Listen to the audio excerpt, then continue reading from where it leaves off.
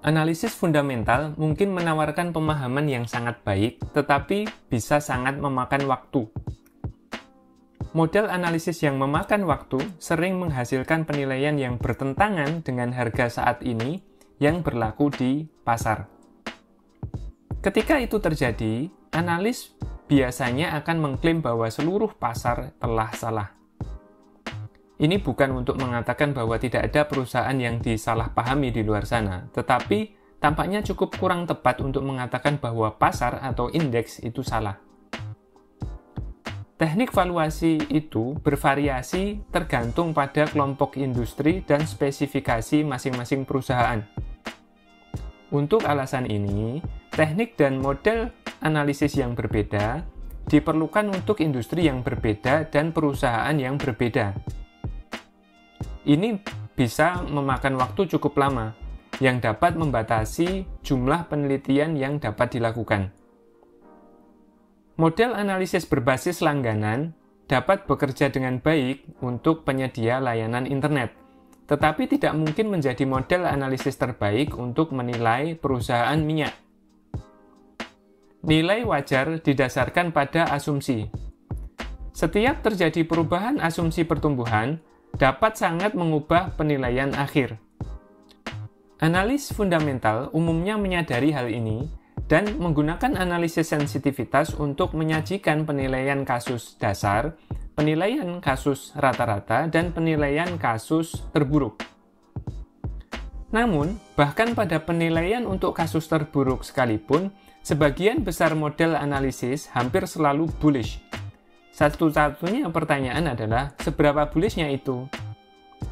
Sebagian besar informasi yang masuk ke dalam analisis berasal dari perusahaan itu sendiri.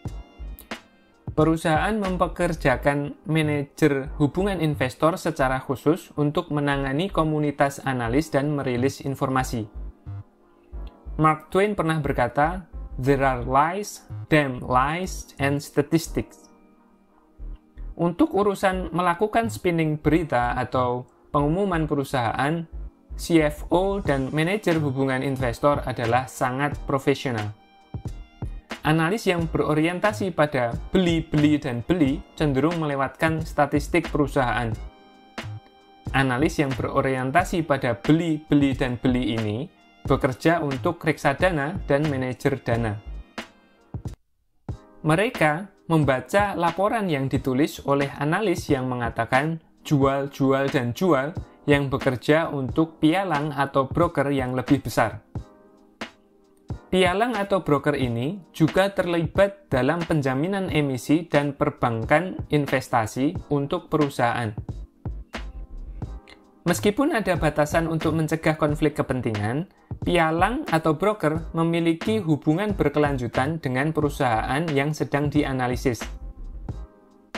Saat membaca laporan ini, penting untuk mempertimbangkan setiap bias yang mungkin dimiliki oleh analis yang mengatakan jual, jual, dan jual.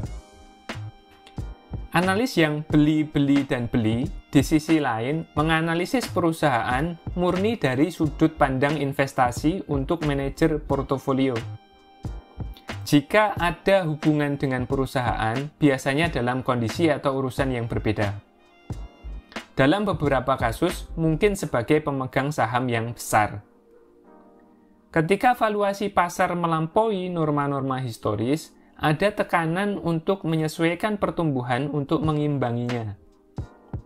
Jika pasar, market, atau indeks menilai saham mempunyai pendapatan 50 kali lipat dan asumsi saat ini adalah 30 kali lipat, analis akan tertekan untuk merevisi asumsi ini menjadi lebih tinggi.